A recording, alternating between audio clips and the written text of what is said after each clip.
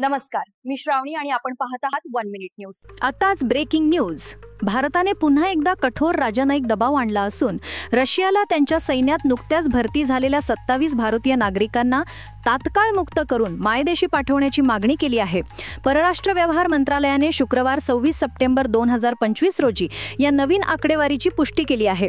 हे तरुण बेमान एजंटांच्या जाळ्यात अडकले असून आकर्षक सपोर्ट स्टाफ नोकऱ्यां आणि परदेशी नागरिकत्वाच्या खोट्या आश्वासनांमुळे ते युक्रेनमधील विनाशकारी युद्धात अडकले आहेत। स्वयंपाकी किंवा ड्रायव्हर म्हणून दिलेली नोकरी आता मृत्यूचा सापळा बनली आहे। हा केवळ नोकरीचा घोटाळा नाही तर मानवी तस्करी आणि युद्ध क्षेत्रात जबरदस्तीने पाठवल्याचा एक भयानक प्रकार है। देखिए, हाल ही के दिनों में हम लोगों को पता चला कि कुछ और भारतीय नागरिक रूसी सेना में को उन्होंने ज्वाइन कर लिया है। यह बात हम लोगों को भारतीय उनके परिवारजन के मार्फत से पता चला है। इस बात को हम लोगों ने दोनों तरफ, रशिया में उनका जो यहाँ पर दूतावास है और मॉस्को में जो उनका सरकार है, दोनों के साथ हम लोगों ने फिर से उठाया है और बहुत मजबूती से उठाया है कि जल्द से जल्द जो हमारे नागरिक हैं उनको वहाँ से रिहा करा जाए। करीबन 27 लोग हैं जो अभी जिसकी हम बात कर रहे हैं। 27 लोग जो भारतीय नागरिक अभी रूसी सेना में कुछ हाल ही के दिनों में भर्ती हुए थे और उनको हम लोग वहाँ से निकालने की कोशिश कर रहे हैं। आता आपण पाहिलं 1 मिनिटाचं संक्षिप्त सारांश। सविस्तर माहितीकरिता हा रिपोर्ट पुढे पाहत रहा। परराष्ट्र व्यवहार मंत्रालयाने शुक्रवार 26 सप्टेंबर 2025 रोजी रशियन सैन्यात आणखी 27 भारतीय नागरिक कार्यरत असल्याची दिलेली नवीन पुष्टी एका जीवघेण्या मानवी तस्करी नेटवर्कचा सततचा धोका अधोरेखित करते।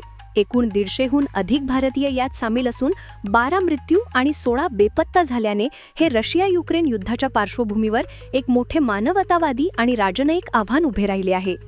या त्रासदायक कहाणीची पार्श्वभूमी 2023च्या उत्तरार्धात आणि 2024च्या सुरुवातीस जाते। परदेशात चांगल्या नोकरीच्या शोधात असलेले पंजाब, हरियाणा आणि काश्मीर सारख्या राज्यांतील तरुण फसवणूक करणाऱ्या एजंटांच्या निशाण्यावर आले। या एजंटांनी व्हिडिओ आणि खोट्या जाहिरातीद्वारे त्यांना रशियन सैन्यात 1 ते 2 लाख रुपये मासिक वेतनाच्या सहाय्यक भूमिकांचे आमिष दाखवले, तसेच 6 महिन्यात रशियन नागरिकत्वाचेही स्वप्न दाखवले। अनेकांनी या फसवणूक करणाऱ्यांना 10 ते 15 लाख रुपयांपर्यंत मोठी रक्कम दिली। हे तरुण, जे अगदा साधे कामगार किंवा विद्यार्थी विसावर गेले होते, रशियात पोहोचले। तिथे त्यांचे पासपोर्ट जप्त करण्यात आले आणि त्यांना लष्करी करारांवर स्वाक्षरी करण्यास भाग पाडण्यात आले। हे करार अनेकदा रशियन भाषेत असल्याने ते त्यांना समजत नव्हते। त्यानंतर त्यांना मूलभूत प्रशिक्षण देऊन युक्रेनमधील आघाडीवर तैनात करण्यात आले, ज्यामुळे ते त्यांच्या इच्छेविरुद्ध लढवय्ये बनले। या व्यक्तींवर आणि त्यांच्या परिवारांवर याचा विनाशकारी परिणाम झाला आहे। उदाहरणार्थ, उत्तराखंडमधील राकेश कुमार या तरुणाचे प्रकरण घ्या, जो अभ्यासाच्या विसावर रशियाला गेला होता, पण त्याला जबरदस्तीने सैन्यात भरती केले गेले।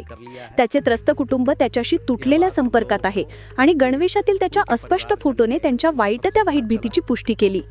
त्याचप्रमाणे हैदराबादचे मोहम्मद अस्फान यांचा मार्च 2024 मध्ये आघाडीवर लढताना मृत्यू झाला।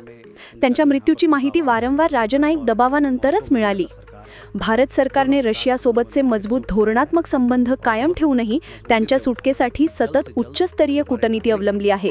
परराष्ट्र व्यवहार मंत्री एस जयशंकर यांनी त्यांचे रशियन समर्थक सर्गेई लाव्रोव यांच्याकडे हा मुद्दा उठवला आहे आणि गेल्या वर्षी पंतप्रधान नरेंद्र मोदी यांनी थेट अध्यक्ष व्लादिमीर पुटिन यांच्याशी चर्चा केली होती।